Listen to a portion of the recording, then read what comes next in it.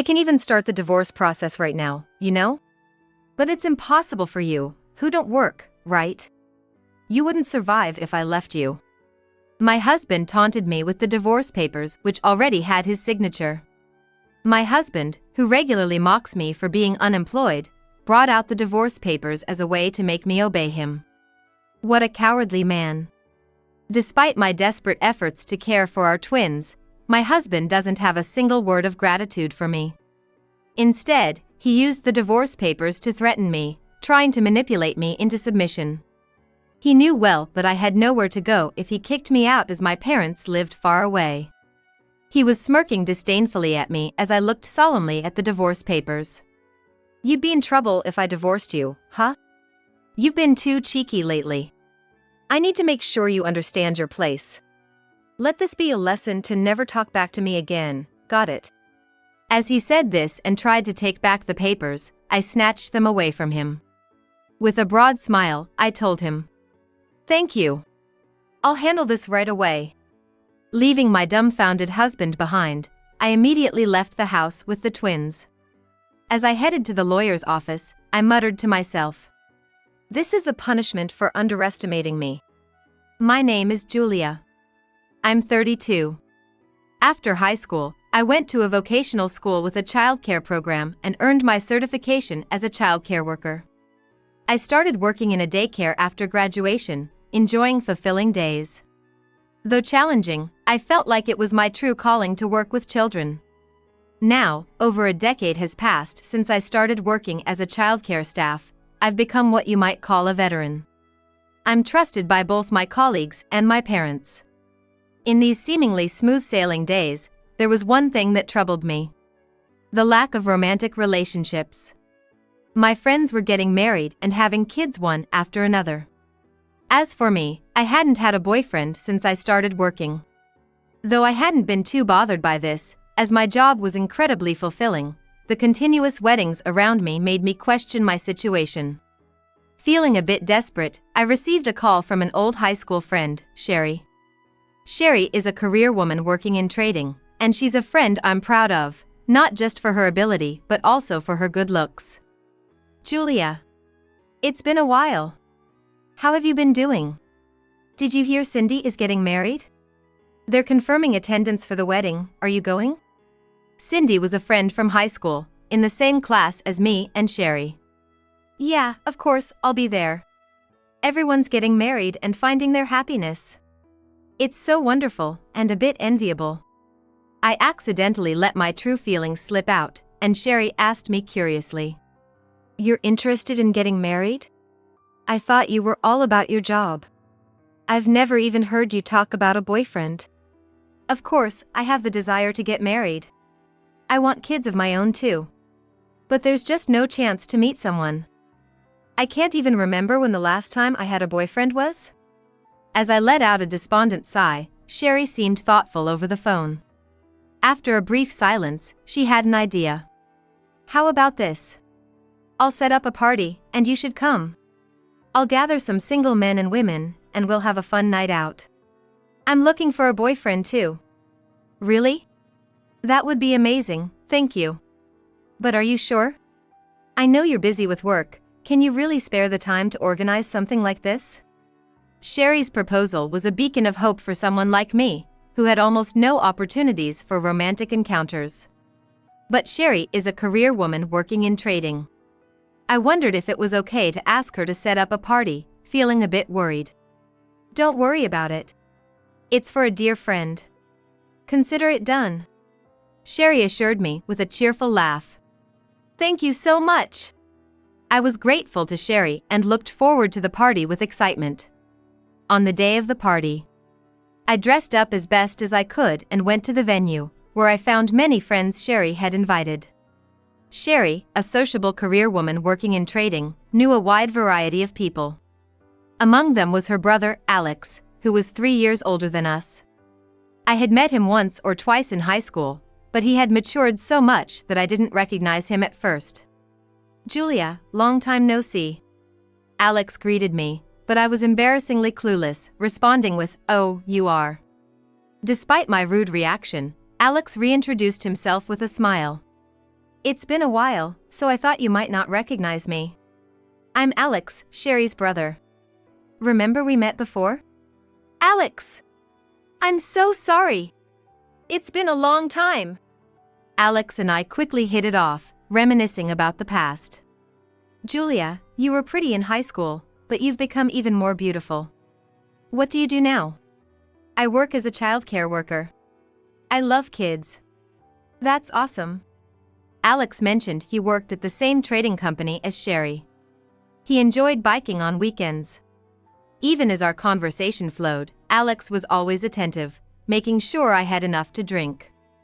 Attracted to Alex's maturity and gentlemanly behavior, I asked for his contact information and texted him soon after the party.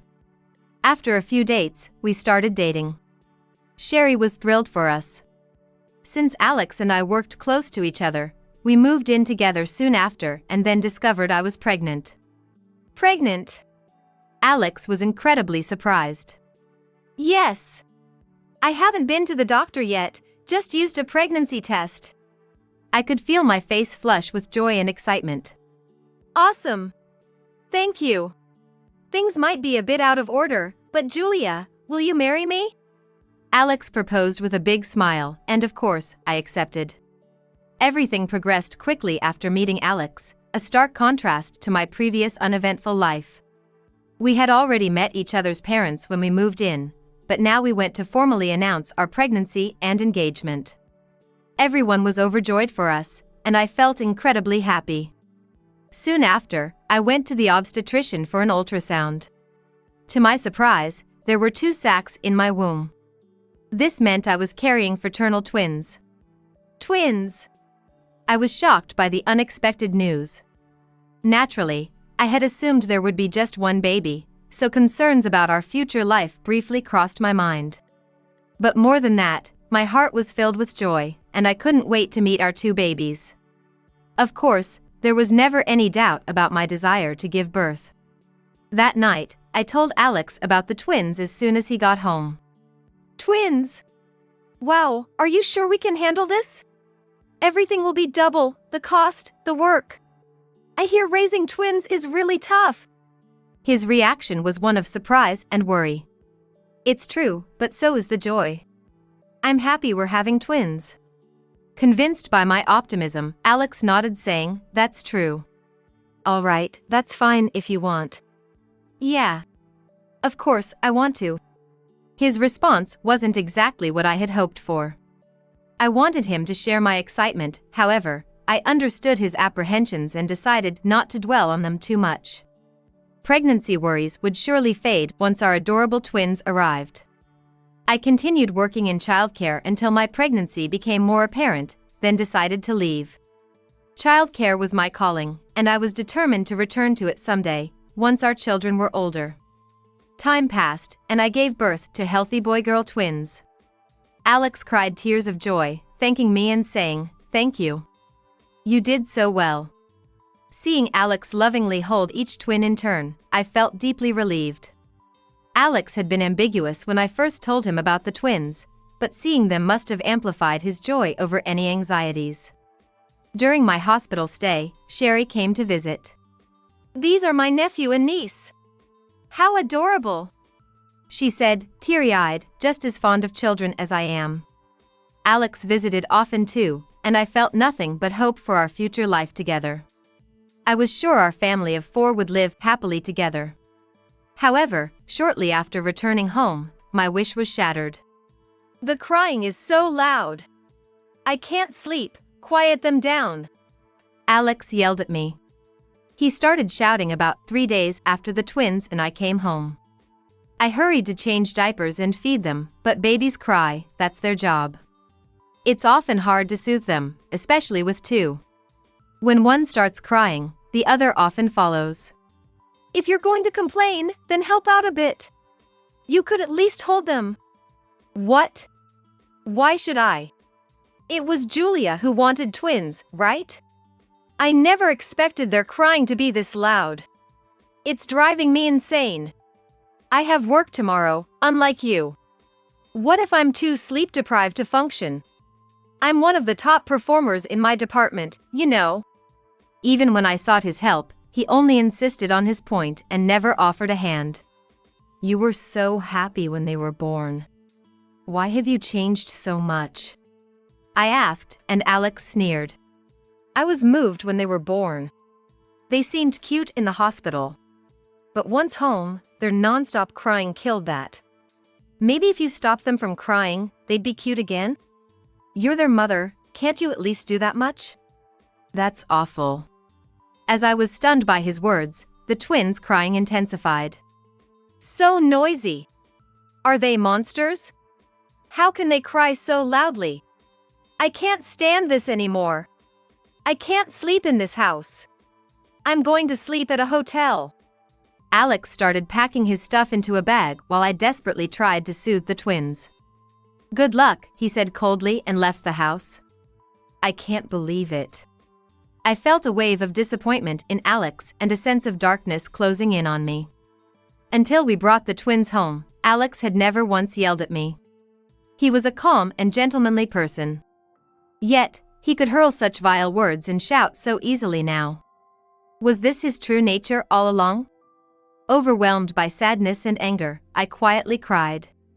Then, the twins stopped crying. It might have been a coincidence, but it felt as if they were concerned about me crying. I shouldn't be crying. I need to be strong for them, I told myself, vowing to toughen up. After that, Alex seldom came home. Disturbed by the twins crying, he started staying at hotels night after night. He would text me every day, saying, I won't come home today. I'll stay at some hotel. With my family and in-laws far away and no one to rely on, I faced sleep-deprived days.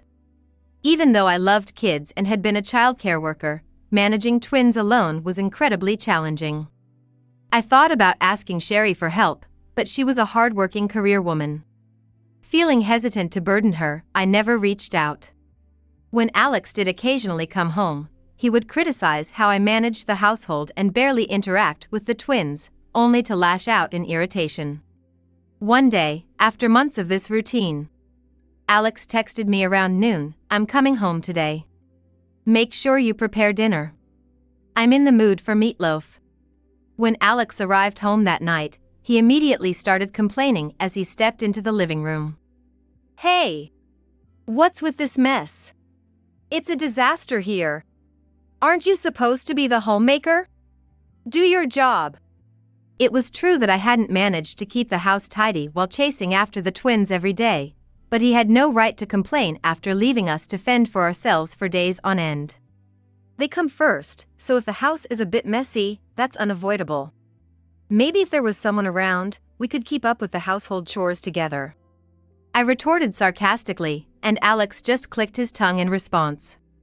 Hurry up with the food. I'm tired and hungry from work.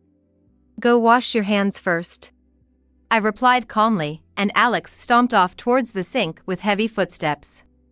While he was washing his hands, I laid out the deli food I had bought from the grocery store on the table. The twins had been fussy all day, and there just wasn't time to cook a proper meal.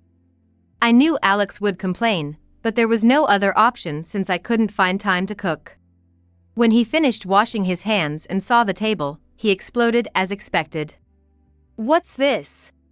Why isn't it homemade? This is a joke. And I said I wanted meatloaf. Where is it? Don't yell.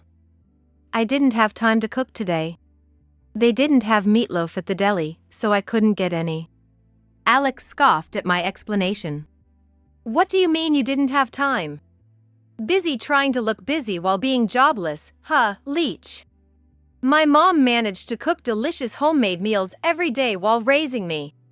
Stop making excuses. Your mom is indeed wonderful, but she didn't raise twins. My mother-in-law is efficient and kind to me, a genuinely good person. My father-in-law is just as kind, and I really like my in-laws.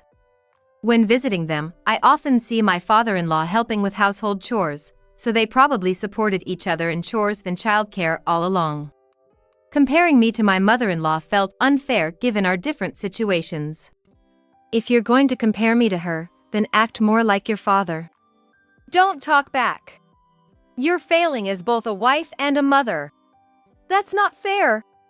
If you came home every day and helped with the housework and childcare, I could keep the house cleaner, and we could have homemade meals. Stop complaining when you don't help at all. I pleaded desperately. I have work, so it's impossible. Housework and childcare are women's jobs, right? Besides, the only reason you can live is because of me. You couldn't survive without me, yet you act all high and mighty. With that, Alex smirked as if he had thought of something. Then retreated to the bedroom and didn't come back for a while. Curious, I peeked into the bedroom and found him rummaging through a shelf. Found it, he exclaimed, holding a piece of paper. As he handed me the paper with a grin. This is a divorce paper, I murmured as I stared at the paper. Yes, the paper he had was a divorce paper. It already had his signature. Go ahead and file it if you can. He sneered, continuing to hold out the paper. Yeah, figured as much, huh? You, being jobless, couldn't live if I left you, right? Let this be a lesson, and never talk back to me again. Got it? As he said this and tried to take back the divorce paper, I snatched it away from him. Then, with a broad smile, I said, "Thank you. I'll handle this right away." What? Stunned, Alex watched as I signed my part. Taking the twins with me, I left the house. Alex seemed unable to grasp the situation, just staring blankly as I walked out. True to my word, I went to the lawyer's office and proceeded with the divorce. Just like that, my marriage to Alex was abruptly dissolved. After leaving the office, I made a call to someone. Hello? Julia, what's up? Is there some progress? I could hear Sherry's concerned voice over the phone. I had called Sherry. Yeah, actually. I told her about my divorce from Alex and that she had agreed to let me stay at her place for a while. The next day around noon, Alex called me. Hey! Where are you now? Why aren't you coming home? Being jobless and without money, you have nowhere else to go, right?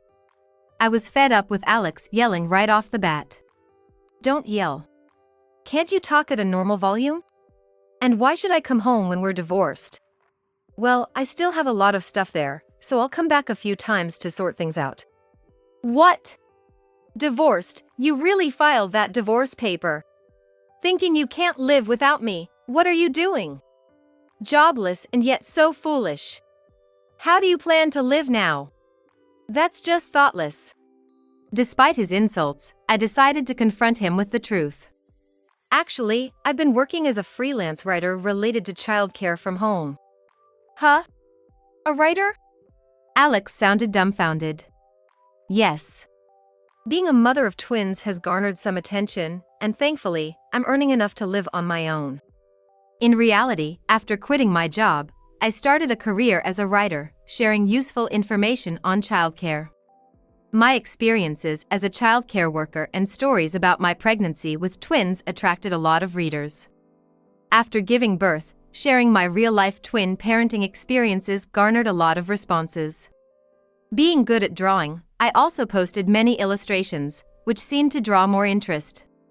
This has thankfully provided me with a stable income. When did you start doing something like that? Faced with the truth, Alex was stunned. I never realized I had a talent for writing while I was a childcare worker, but you never know what you're good at until you try. Writing and drawing are really fun for me. Writing has become a great way for me to unwind while taking care of the twins. Though the twins don't sleep at the same time very much yet, if I focus during the brief moments they do, I can work quite efficiently.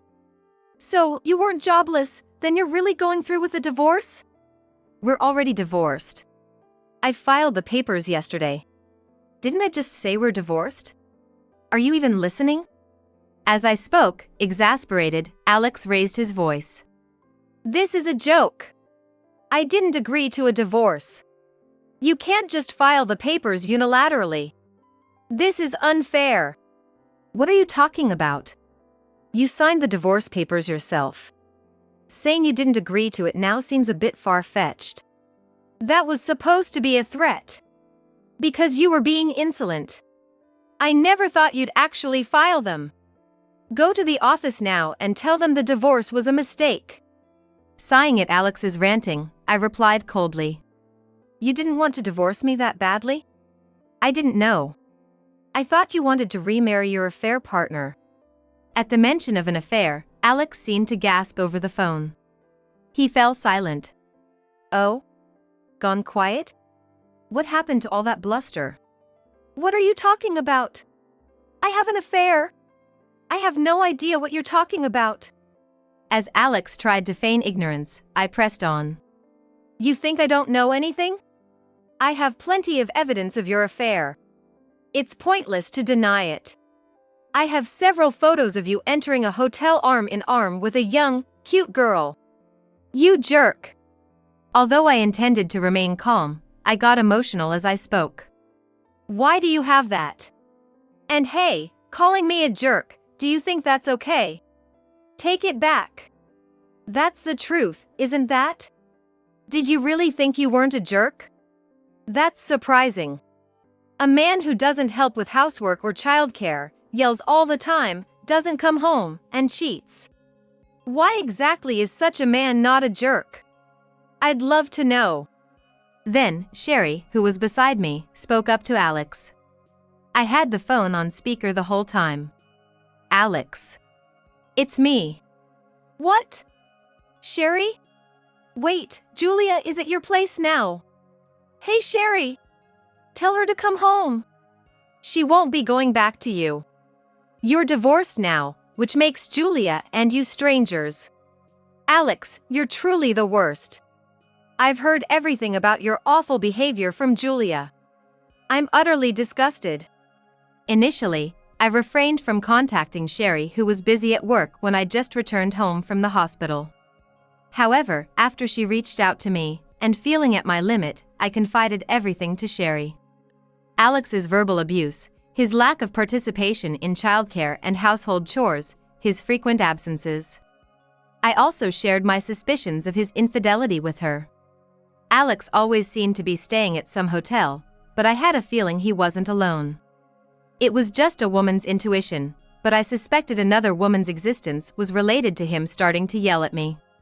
After hearing my concerns, Sherry said, "Got it. I'll tail him. We work at the same company, so I know his schedule well."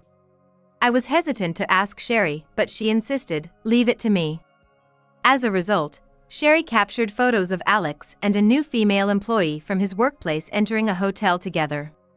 Sherry wanted to confront him immediately, but I asked her to wait until the right time to bring up divorce. Just as I was thinking about when to broach the subject of divorce, Alex conveniently flashed a signed divorce paper at me, leading to our separation. Sherry! How could you tail me like that? Betraying your own brother, making me look bad, are you even my sister? Alex raged. What have you done, Alex? I never thought my brother could be such a lowlife. I regret introducing you to Julia. But she said she doesn't regret marrying you because she got to meet her twins, and that made me feel somewhat relieved. Those words to Sherry were heartfelt. Alex may be the worst, but it's true that I met my children because I married him. So, I have never regretted that. I don't want to think of you as my brother anymore, hurting my dear friend and not showing any love for my adorable nephew and niece. Why am I the only one getting blamed? Alex grumbled in frustration and I went on the offensive. Alex, be prepared because I'm going to demand a settlement for the property division and child support. What? You're taking money from me? Alex exclaimed in shock. Of course. And I know about your mistress from Sherry. Hey, wait! Please don't demand money. His illogical reasoning gave me a headache. What? You chose to cheat on me, so you deserve what's coming. I mean, I've spent quite a bit on my motorbike, and I don't have much savings. So please, I'm begging you. I'll apologize, just stop. Annoyed with his seemingly humble yet insincere plea, I coldly stated. Apologizing now, as if. Why do you still act so superior? I'm not stopping the claim, and your lack of savings is irrelevant to me. Just pay up. Hey! Even though I'm begging like this, you're still saying no. No. I'm currently consulting with a lawyer, and they will contact you. Goodbye. With that, I hung up. Following through with my declaration, I, via a lawyer, demanded child support from Alex. The mistress quickly broke up with Alex, quitting her job, and returned to her rural hometown. Her parents apparently supported her. However, upon discovering her affair with a married man, her parents were furious and made her work in the family fields. As for Alex, he had squandered most of his savings on his hobby, leaving him nearly broke. He attempted to borrow money from his parents but was promptly turned away by them, informed of his deeds by Sherry. My in-laws apologized over the phone, but I harbored no resentment towards them, grateful for their kindness. When I told them I would visit with the twins next time, my in-laws were crying as they expressed their gratitude. Now alone, Alex's bad deeds, spread by Sherry at their shared workplace, became common knowledge. He had been pretending to be a devoted father, but it turned out all those claims were lies. When this was exposed, he faced disdain from those around him, making his work environment uncomfortable, leading to his resignation. Without income or savings and unable to pay child support, Alex called me, begging for reconciliation. Julia, I've quit my job, so I have no money. I can't pay child support, so please, let's get back together. If it's us, we can surely build a good family this time. Huh? Do you think marrying me will just erase the child support? Well, I'm never getting back with you, that's for sure. And you haven't paid a penny yet. Aren't you embarrassed, being more than 10 years older than her? Don't say things like that. Please. You're all I have left. Julia, I love you. I'm in love with you. Let's get back together. I'll change, I promise to be a better husband, a better father. Alex was sobbing and begging, but I felt no sympathy. You're disgusting and a nuisance. Don't ever call me again. And make sure you pay child support, okay? Goodbye. With that, I hung up and blocked his number. I later heard from Sherry that Alex went back to his parents' house, groveled for forgiveness, and somehow managed to be let in. However, he soon moved into a dormitory run by an acquaintance of his father, where he now lives in a tiny room, doing physical labor at a factory, working desperately to pay child support. As for me, after staying with Sherry for a while, I decided to return to my parents' home. They welcomed us warmly and adored the twins. Sharing joyful moments with my children and my parents, I continue to thrive in my career as a childcare writer. Once the twins are older, I plan to return to working as a childcare professional.